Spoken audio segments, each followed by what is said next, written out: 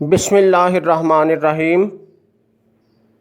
عزیز طلبہ، اس لیکچر میں ہم سر سید احمد خان کی سیاسی خدمات کو شروع کرتے ہیں۔ جیسا کہ میں آپ کو رسالہ اسباب بغاوت ہند اور اس کی اشاعت کے حوالے سے بتا رہا تھا کہ کسی نہ کسی شکل میں ہم یہ ضرور کہہ سکتے ہیں کہ 1861 کے قانون مجالس ہند کے پاس ہونے میں اور بالخصوص قانون ساز کونسلوں میں مقامی لوگوں کی شمولیت کی راہ ہموار کرنے کے حوالے سے سر سید احمد خان کے اس رسالہ بغاوت اسباب بغاوت ہند کا بہت امپورٹنٹ رول قرار دیا جاتا ہے۔ نیکسٹ ہیڈنگ ہم بنائیں گے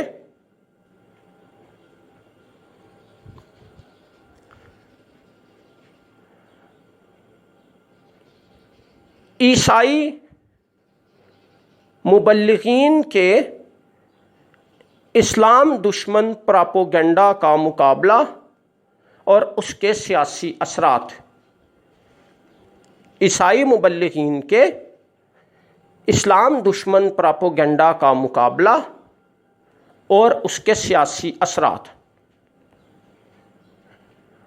اب اس زمانے میں گو کہ یہ بنیادی طور پر تو ایک مذہبی معاملہ تھا، لیکن اس کے سیاسی اثرات بھی کافی زیادہ تھے۔ اب یہ مسئلہ اس طرح سے تھا کہ مسلمانوں کو بحیثیت مجموعی، میں نے آپ کو بتایا ہے کہ مجرم اور انتہائی ناقابل اعتماد قوم کی حیثیت سے پیش کیا جا رہا تھا، اور اس حوالے سے متعصب عیسائی پادری اور دیگر مذہبی شخصیات بہت زیادہ پیش تھے، جو مذہبی حوالے سے انگریز عوام کے جذبات بھڑکا رہے تھے۔ سر سید احمد خان نے اس حوالے سے ہنٹر کی کتاب پر ریویو لکھا، اور اس کے علاوہ دیگر بہت ساری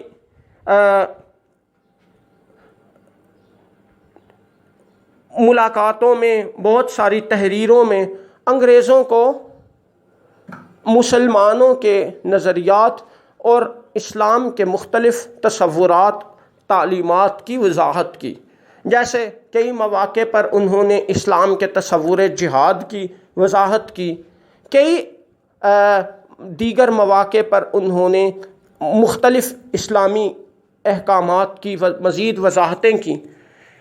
اس طرح کافی حد تک انہوں نے اسلام دشمن سرگرمیوں کا مذہبی حوالے سے جواب دیا اور صحیح اسلامی تصورات کی وضاحت کی۔ اس کا اثر یہ ہوا کہ انگریزوں کے دلوں میں مسلمانوں کے متعلق نفرت کم کرنے اور اسلام اور مسلمانوں کو قریب سے دیکھنے اور سمجھنے کے حوالے سے تھوڑے سے منفی جذبات کو تھوڑا سا کم کیا گیا، اور تھوڑا سا مثبت ماحول، دوستانہ ماحول پیدا کیا گیا، جس کے سیاسی میدان میں بھی مثبت اثرات مرتب ہوئے، کافی زیادہ بڑے پیمانے پر مثبت اثرات مرتب ہوئے۔ میں نے آپ کو پہلے بتایا کہ بیسیکلی تو یہ ایک مذہبی ایشو تھا، لیکن ظاہر ہے کہ مذہبی جو ایشوز ہیں وہ سیاسی صورتحال سے بہت زیادہ تعلق رکھتے ہیں۔ یعنی یہ مسئلہ اس طرح تھا کہ بیسیکلی مذہبی مسئلہ تھا، لیکن اس کو سیاسی طور پر مسلمانوں کو پیچھے دھکیلنے اور ان کو ایک مجرم قوم قرار دینے کے حوالے سے متعصب عیسائی بڑے پیمانے پر استعمال کر رہے تھے، ایکسپلائٹ کر رہے تھے، استحصال کر رہے تھے، مسلمانوں کا سیاسی استحصال کر رہے تھے، مذہبی بنیادوں کو ایکسپلائٹ کر کے یا ان کو استعمال کر کے۔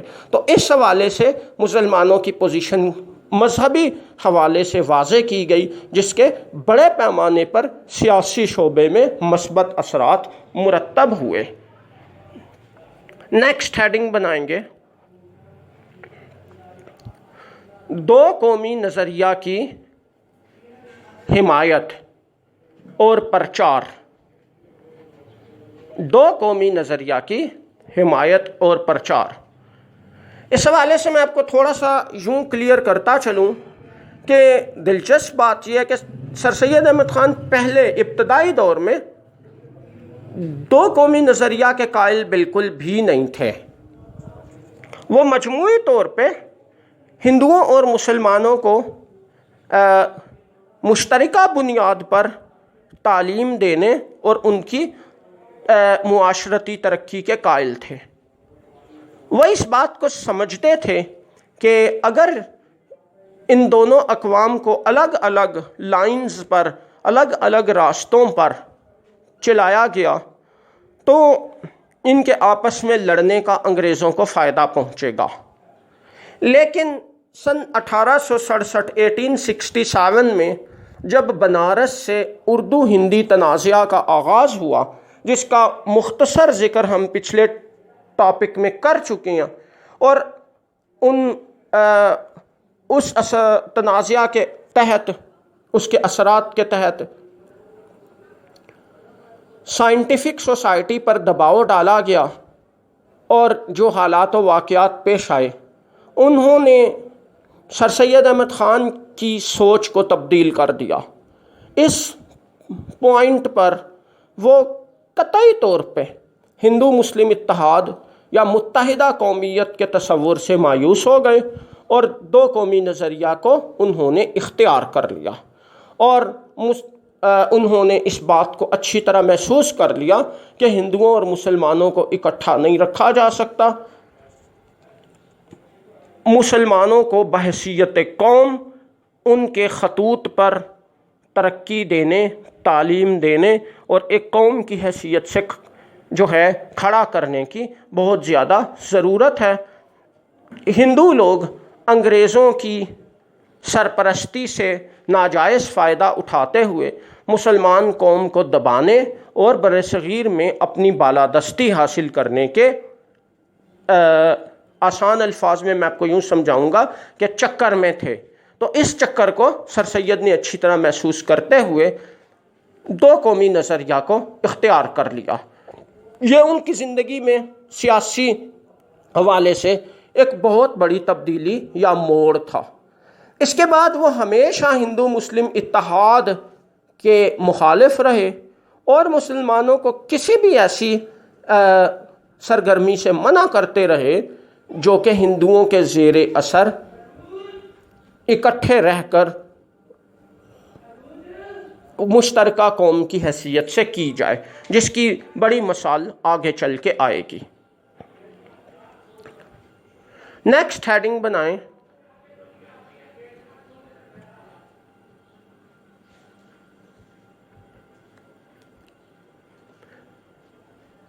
الفریڈ بل کی حمایت اور نسلی امتیاز کی پالیسی کا اختلاف۔ الفریڈ بل کی حمایت اور نسلی امتیاز کی پالیسی سے اختلاف۔ یہ مسئلہ اس طرح سے تھا کہ میں آپ کو انتہائی آسان اور مختصر کر کے بتاؤں گا۔ ایک قانون بنایا گیا جس کا نام تھا الفریڈ بل۔ اس کے تحت کالے ججوں کو ابتدائی سطح پر گوروں کے مقدمات کی سماعت کا اختیار دیا گیا۔ یہ میں آپ کو آسان ترین الفاظ میں، مختصر ترین انداز میں سمجھانے کی کوشش کر رہا ہوں۔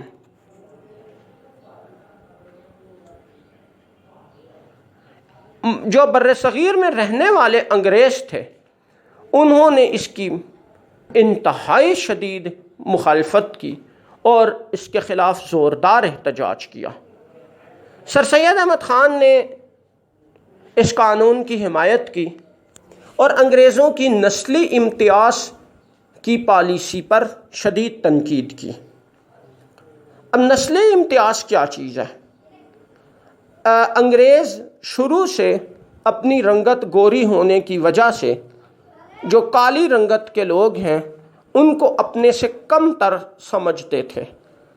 یہ آپ دیکھ رہے ہیں آج کل بھی جس طرح امریکہ میں واقعات پیش آ رہے ہیں، اسی طرح کی صورتحال تھی۔ گورے لوگ کالے لوگوں کو قطعی طور پہ ایک نچلے درجے کی مخلوق سمجھا کرتے تھے، اپنے سے بہت کم تر درجے کی مخلوق سمجھتے تھے، اور ہر حوالے سے امتیاز روا رکھا جاتا تھا۔ یہ ایک الگ سے لمبی ڈیٹیل ہے، میں آپ کو بہت مختصر انداز میں سمجھانے کی کوشش کر رہا ہوں۔ سر سید احمد خان نے اس موقع پر نسلی امتیاز کی پالیسی کی مخالفت کی، کیونکہ وہ اس سے پہلے بھی اور اس کے بعد بھی کئی دفعہ انگریزوں کو یہ سمجھاتے رہے تھے کہ جو آپ کی نسلی امتیاز کی پالیسی ہے یہ آپ کے خلاف نفرت پیدا کرنے کا باعث بن رہی ہے۔ آپ کالے لوگوں کو جو ہے انسانی سطح پر ڈیل کریں، ان کو انسانی حقوق دیں اور ان کو بھی باعزت مقام دیں۔ مختلف حوالوں اور مختلف انداز میں بار بار سر سید احمد خان نے انگریزوں کو یہ بات سمجھائی تھی۔ اس سے پہلے بھی اس کا ذکر ہو چکا تھا اور اس کے بعد بھی اس کا ذکر ہوتا رہا تھا۔ الفریڈ بل کے موقع پر سر سید نے پرزور انداز میں اس بات کی وضاحت کی اور الفریڈ بل کی حمایت کی۔ یہ سیاسی خدمات میں ایک بڑی اہم حیثیت کا حامل پوائنٹ سمجھا جاتا ہے۔ اس کی مزید تفصیلات اگلے ٹاپکس میں آتی رہیں گی۔ یہاں مقصد ان تفصیلات کو ڈسکس کرنا نہیں بلکہ ان کے حوالے سے سر سید احمد خان کی سیاسی خدمات کو ڈسکس کرنا ہے، اس لیے ان کی ڈیٹیل ہم یہاں پہ نہیں ڈسکس کر سکتے۔ نیکسٹ ہیڈنگ بنائیں، انڈین نیشنل کانگریس